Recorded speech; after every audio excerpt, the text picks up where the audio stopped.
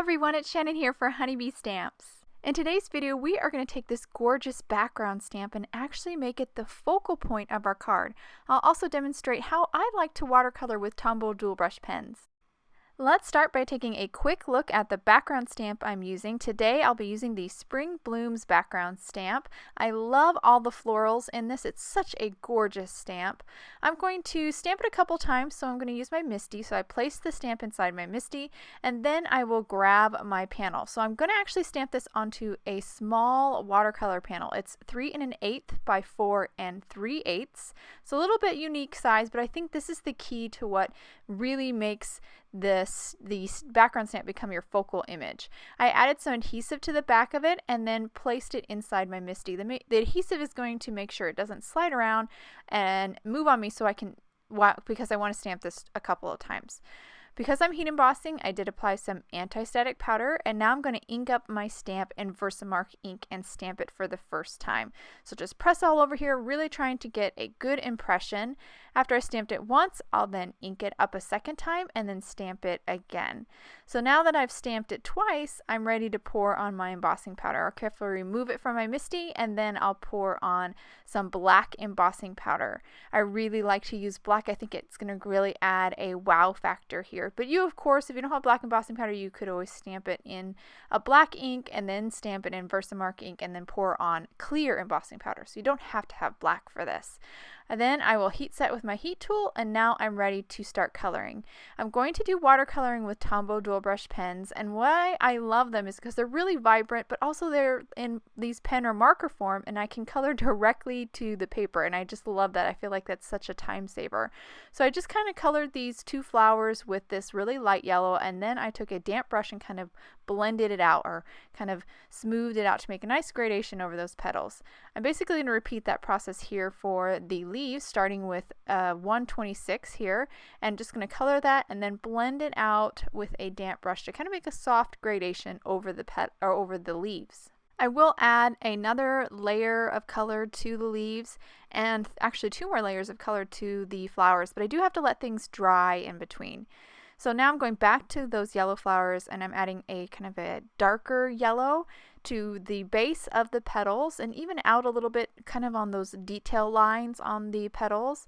And then again, I will take my damp brush and just kind of blend it out, just kind of soften it a little bit so it's not just these sharp kind of marker lines.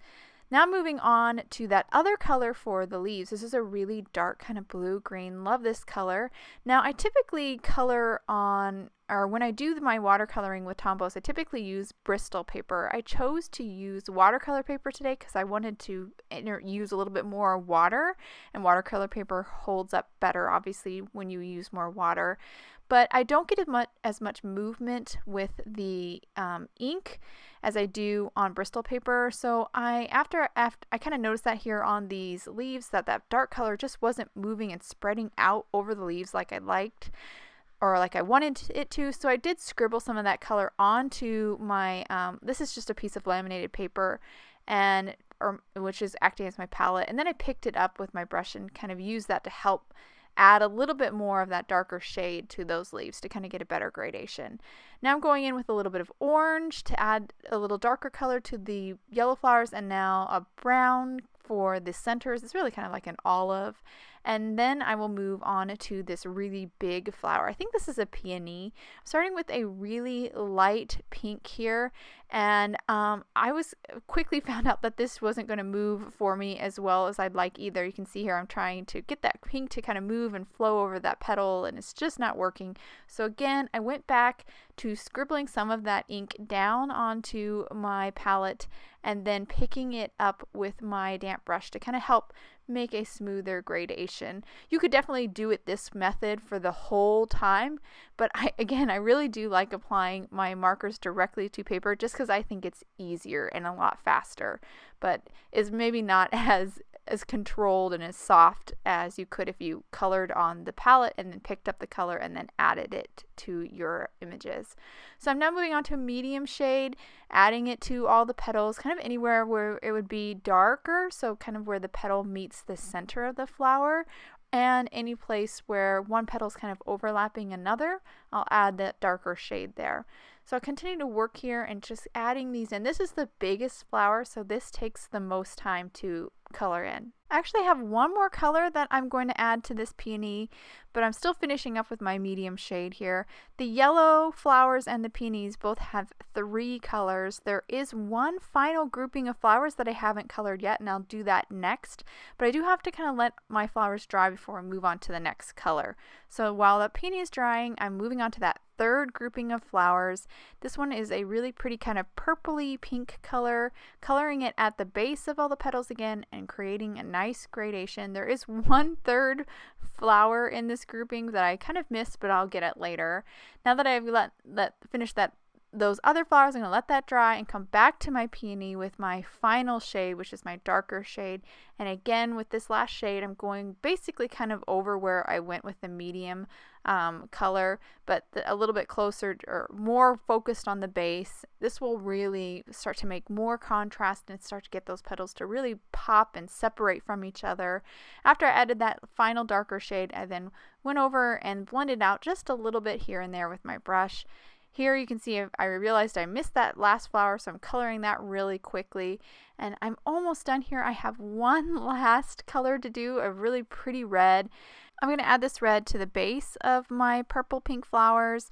And this red really adds a lot. It really kind of adds some vibrant tones to this and makes it more kind of like a fuchsia flower, I think. Just finishing up here by smoothing out the gradation, smoothing out that gradation on that flower on the left. And with that, all my watercoloring is done. I'm now going to move on to my sentiment. I'm using the Spring Joy Bouquet stamps and dies for my sentiment. I'm using the Hello Spring. I stamped it and white embossed it on some black cardstock, and then I die cut some extra pieces using the same die, but I don't use all of those, and we'll talk about that when I actually am ready to stack it. So I want to stack this panel as well. So I did cut 2 more scrap panels that are 3 1/8 by 4 and 3/8, the same dimensions as my watercolor panel, and I'm just going to adhere them to the back of my watercolor panel, and that's just going to give that a little bit of dimension, a little bit of lift. I could definitely use foam tape if I wanted to, but I do think this is a little bit more supportive. It kind of mails a little bit better, but also sometimes foam tape is just a little too much dimension, so I like being able to kind of control it by stacking these kind of scrap panels of cardstock. So I adhere that to my card front, and now I'm going to move on to my sentiment. Now I'm just going to adhere the stamp sentiment to a blank one that I die cut out of black cardstock, and that's just going to give it a little bit of height. You know, just one stacked of cardstock, but I do like that little bit of additional dimension. And then I just added some liquid glue and adhered it to my card front, and my card is actually complete. I'll now hold it to the camera so you can get a good look at all the watercoloring. Aren't these flowers beautiful? This really is such a gorgeous stamp. And by making the panel smaller, it really makes this background stamp the focal point of our card. So it's a great way to stretch those background stamps and also make maybe some of the ones that are a little bit intimidating to color a little bit less so because you have less to color. I hope you guys enjoyed today's card and video. If you have any questions about the products I use, please check out the links below in the description. Thank you so much for watching, and I hope you have a wonderful day.